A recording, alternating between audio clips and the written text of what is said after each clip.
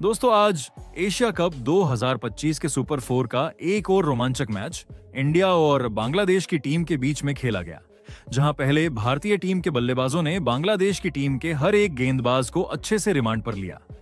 जी हां, भारत के बल्लेबाजों ने बांग्लादेश की जमकर धुलाई की और उसके बाद में टीम इंडिया के गेंदबाजों ने बांग्लादेश को वापसी करने का कोई मौका ही नहीं दिया और अंत में बांग्लादेश की टीम घुटने टेकने पर मजबूर हो गई। तो ऐसे में आज हम आपको इस वीडियो में बताएंगे इंडिया और बांग्लादेश के इस सुपर 4 रोमांचक मैच का पूरा हाइलाइट्स। तो ऐसे में आप इस वीडियो को अंत तक जरूर देखिएगा और अगर आप भी भारत की टीम के बहुत बड़े फैन हैं तो आप इस वीडियो को एक लाइक जरूर कर लीजिएगा। इस वीडियो का लाइक टारगेट 1000 लाइक्स का है। दोस्तों, एशिया कप 2025 का सुपर 4 स्टेज अपने पूरे रोमांच पर है और आज का मुकाबला खेला गया दुबई इंटरनेशनल क्रिकेट स्टेडियम में भारत और बांग्लादेश के बीच। ये था सुपर 4 स्टेज का चौथा और बेहद अहम मैच। स्टेडियम का नजारा कमाल का था। हर तरफ तिरंगे लहरा रहे थे, नीली जर्सी पहने भारतीय फैंस अपने खिलाड़ियों के नाम के नारे लगा रहे थे, तो दूसरी तरफ हरे रंग में सजे बांग्लादेशी फैंस भी अपनी टीम को चीयर करने में पीछे नहीं थे। ऐसा लग रहा था जैसे पूरा दुबई आज एशिया कप के इस हाई वोल्टेज मैच को देखने उमड़ पड़ा हो।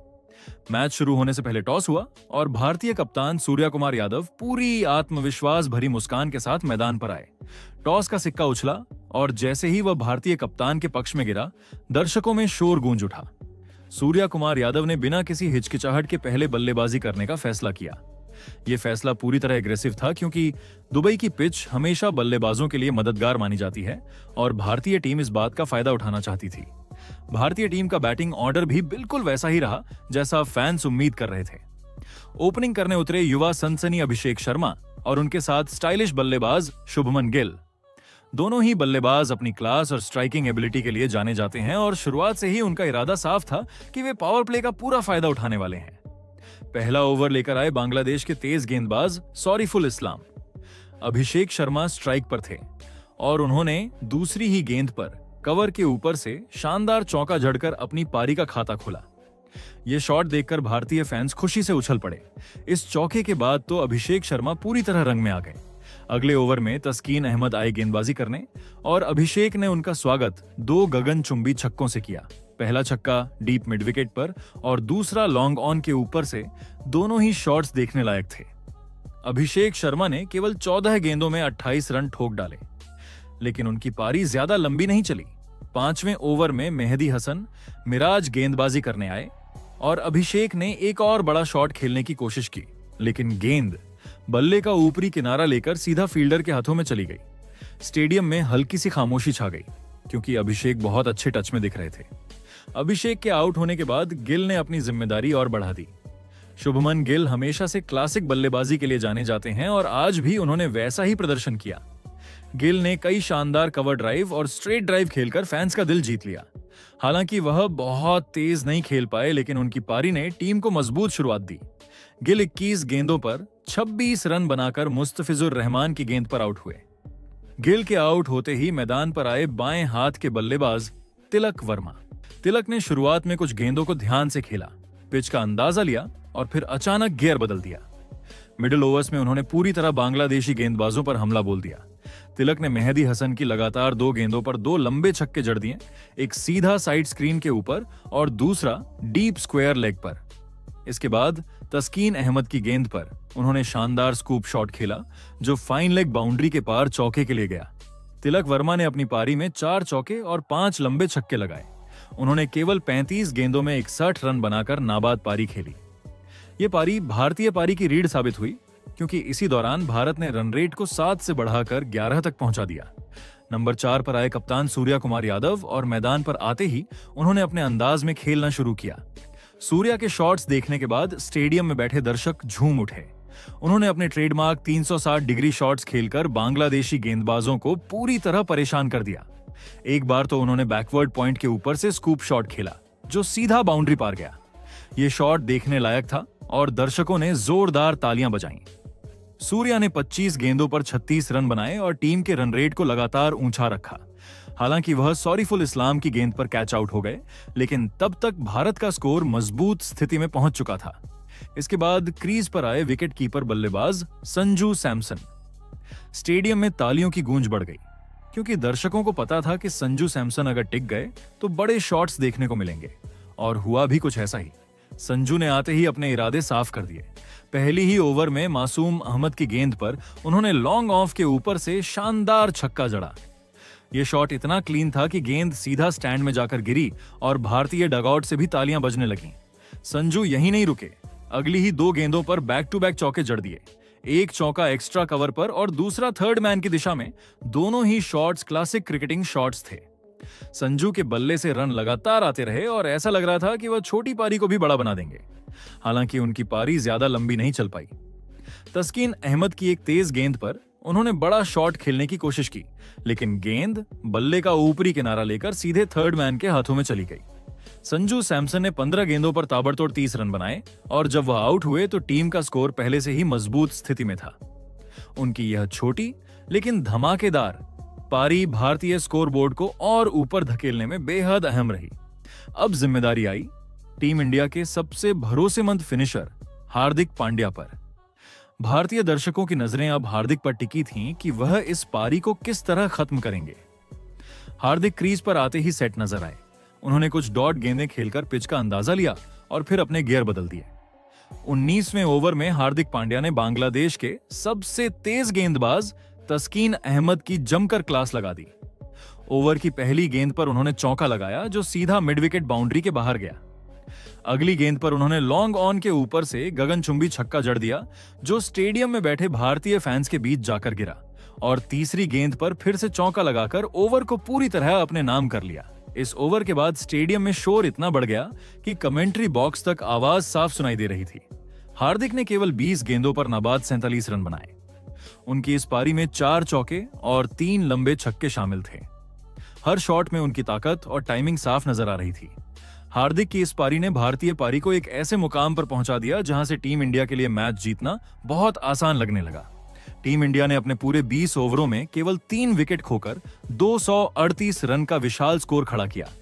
यह score Dubai international cricket stadium में एशिया कप का सबसे बड़ा स्कोर बन गया। भारतीय बल्लेबाजों ने शुरुआत से अंत तक आक्रामक क्रिकेट खेली और बांग्लादेश के गेंदबाजों को बिल्कुल भी मौका नहीं दिया कि वे वापसी कर सकें। बांग्लादेश के गेंदबाजों की हालत इस पारी में खराब हो गई थी। सबसे किफायती गेंदबाज रहे मेहदी हसन, जिन्होंने 4 ओवर में 35 रन देकर 1 विकेट हासिल किया। उनके अलावा बाकी सभी गेंदबाजों की जमकर धुलाई हुई। मुस्तफिजुर रहमान और तस्कीन अहमद को भले ही 1-1 विकेट मिला, लेकिन दोनों ने भारत की टीम के बल्लेबाजों को काफी ज्यादा रन दे डाले। सॉरीफुल इस्लाम और मासूम अहमद तो बिल्कुल बेबस नजर आए। दोस्तों, अगर इस पारी को एक लाइन में समेटना हो तो यही कहा जा सकता है कि भारतीय बल्लेबाजों ने पावर प्ले में शानदार शुरुआत दी।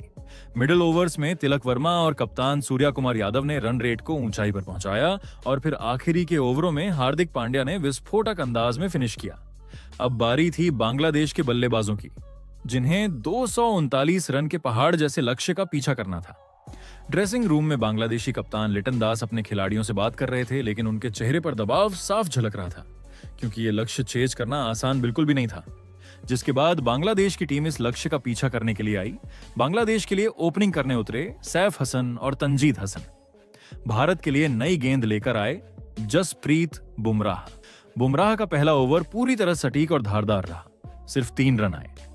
बुमराह की गेंदों में इतनी धार थी कि बैट और पैड के बीच से गेंद कई बार निकलती हुई विकेटकीपर के दस्ताने में जा रही थी। दूसरे ओवर में गेंदबाजी करने आए हार्दिक पांड्या। तंजीद ने हार्दिक की तीसरी गेंद पर शानदार कवर ड्राइव खेला और चौका जड़ दिया। इस शॉट के बाद बांग्लादेशी डगआउट में थोड़ी राहत की सांस ली गई, लेकिन यह खुशी ज्यादा देर तक टिक नहीं पाई।